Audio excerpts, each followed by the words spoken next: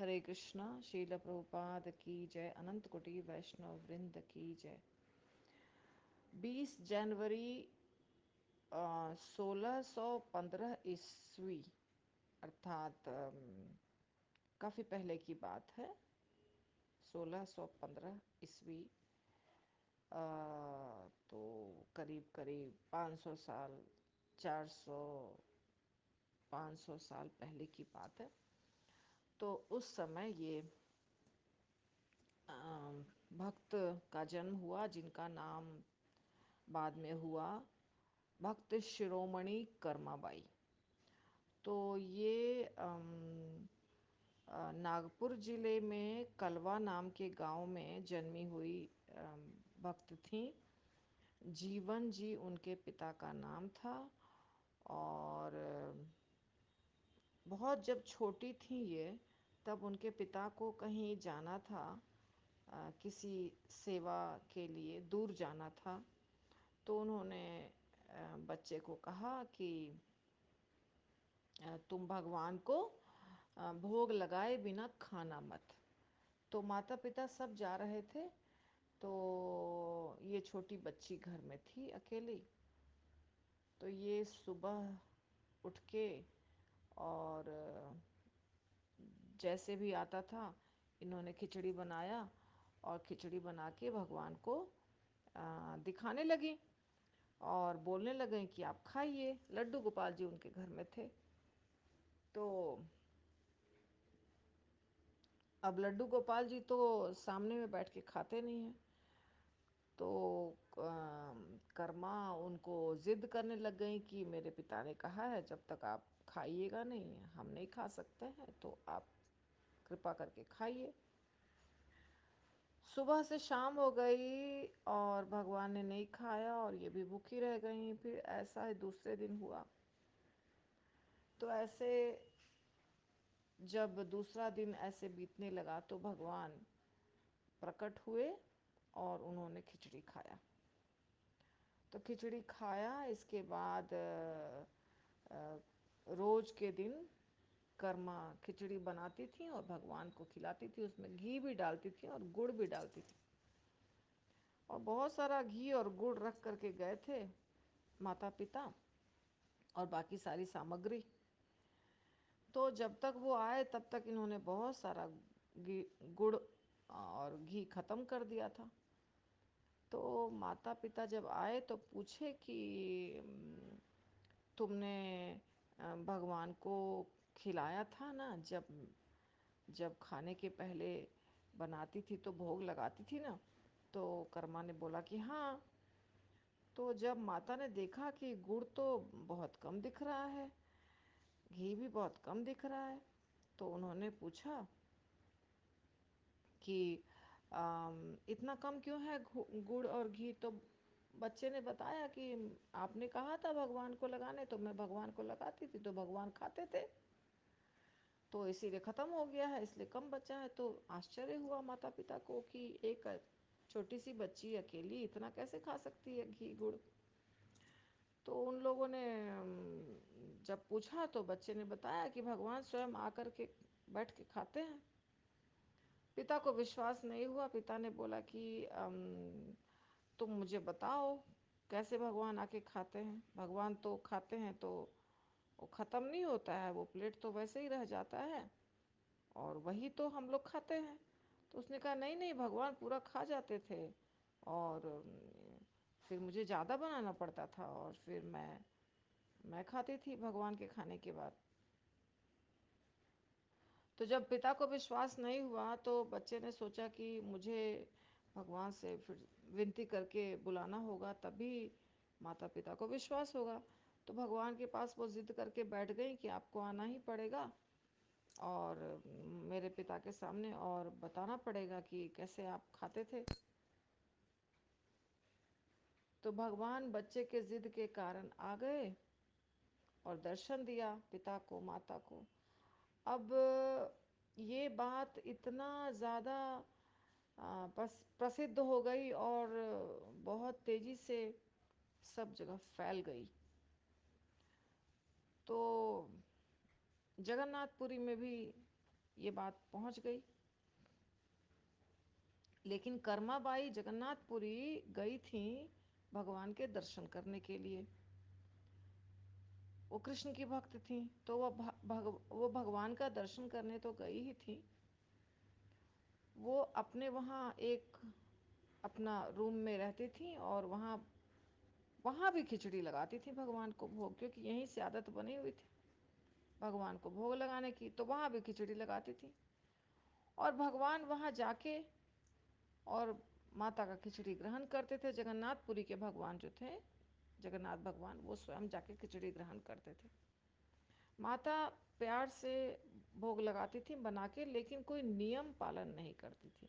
जैसे हम लोग करते हैं, सवेरे उठ के नहाना धोना, ऑल्टर साफ करना, किचन साफ करना, तुलसी का पत्ता देना, मंत्रों का उच्चारण करना, कुछ भी नहीं करती थी। वो सीधा सीधा खिचड़ी बनाती थी और उनको लगता था कि भगवान को जल्दी भूख लगी होगी, जल्दी भगवान को खिलाना है। वात्सल्य भाव में थी, बचपन से ही वो खिचड़ी बना रही थी, वो खिला रही थी भगवान को। तो वही था उनका। जगन्नाथ मंदिर जाती थी, दर्शन करती थी, लेकिन अपने घर में खिचड़ी बना के खिलाती थी। भाव ये रहता था कि भगवान मेरी खिचड़ी खा रहे हैं।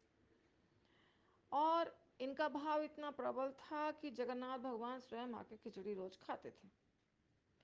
अब एक दिन उधर से इनके घर के तरफ से एक बहुत बड़े कोई पुजारी गुजर रहे थे। उन्होंने देखा कि माता तो बिना नहाए धोए, कोई नियम पालन किए बिना भगवान को भोग लगाती हैं। तो पुजारी जी आए और उन्होंने कहा कि ये नहीं तरीका है भगवान को भोग लगाने का। आपको सुबह उठना होगा, आपको इतना सारा सफाई करनी होगी, नहाना धोना होगा, फिर सब कुछ बना के फिर भगवान को भोग लगाना होगा, मंत्रों का उच्चारण करना होगा, तुलसी पत्ता धो के डालना होगा, ये सब नियम बताया।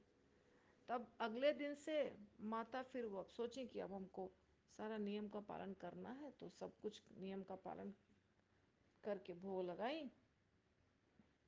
तो लेट हो गया, तो भगवान आए और खा रहे थे। तब तक में जो मेन मंदिर है जगन्नाथपुरी का, वहाँ पे भोग लगने का टाइम हो गया। अब वहाँ पे तो बहुत सारा चीज़ भोग लगता है, तो वहाँ पे पुजारी मंत्र का उच्चारण करने लग गए भगवान को बुलाने के लिए। और भगवान तो यहाँ खिचड़ी खा रहे थे कर्मा बाई का। तो भगवान वैसे ही खिचड़ी को छोड़ के, जैसे ही मंत्र का उच्चारण हुआ, और खाते खाते जूठे मुंह से जूठे हाथ से दौड़ गए मंदिर। वहां पहुंच गए, पुजारी ने देखा कि भगवान के पूरे मुंह में खिचड़ी लगा हुआ है। अब वहां का पुजारी भी कोई साधारण भक्त तो था नहीं। भगवान के मंदिर के अंदर का पुजारी तो बहुत ऊंचे कोटि का भक्त होता है, साधारण व्यक्ति को तो दिखाई देगा नहीं, हमारे जैसे लोगों को। तो पुजारी जी बोले भगवान से, भगवान क्या लीला है, आपके मुंह में खिचड़ी क्यों लगी हुई है, कहाँ से खा के आ रहे हैं, क्या खा रहे हैं, हम तो अभी भोग लगाने बैठे हैं, अब पहले से आपके मुंह में खिचड़ी लगा हुआ है, सुबह से तो खिचड़ी भोग लगा नहीं है यहाँ पे, कहाँ से खिचड़ी लग गया। तो भगवान ने जवाब दिया कि ऐसे ऐसे कर्मा माता हैं जो मुझे खिचड़ी का भोग लगाती हैं रोज, और मैं रोज खाता हूँ। लेकिन एक पुजारी है जिसने जाके उनको इतना सारा नियम बता दिया, और नियम का पालन करते करते माता बनाई और बहुत लेट हो गया।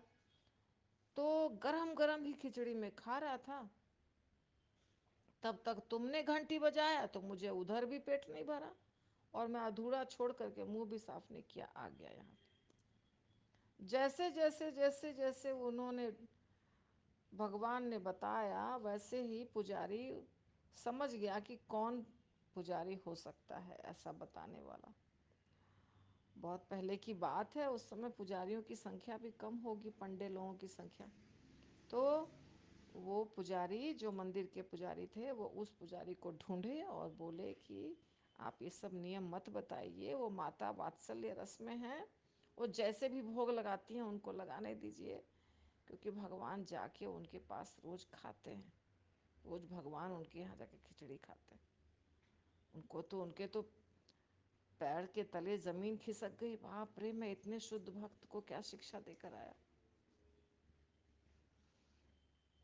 वो जो साधु बाबा शिक्षा दिए थे पुजारी जी, वो गए माता को बोले नहीं नहीं माता, आपके लिए कोई नियम नहीं है, आप जैसे भी भगवान को भोग लगाते हैं, जैसे भी बनाते हैं वैसे ही बनाते रहिए, वैसे ही भोग लगाते रहिए।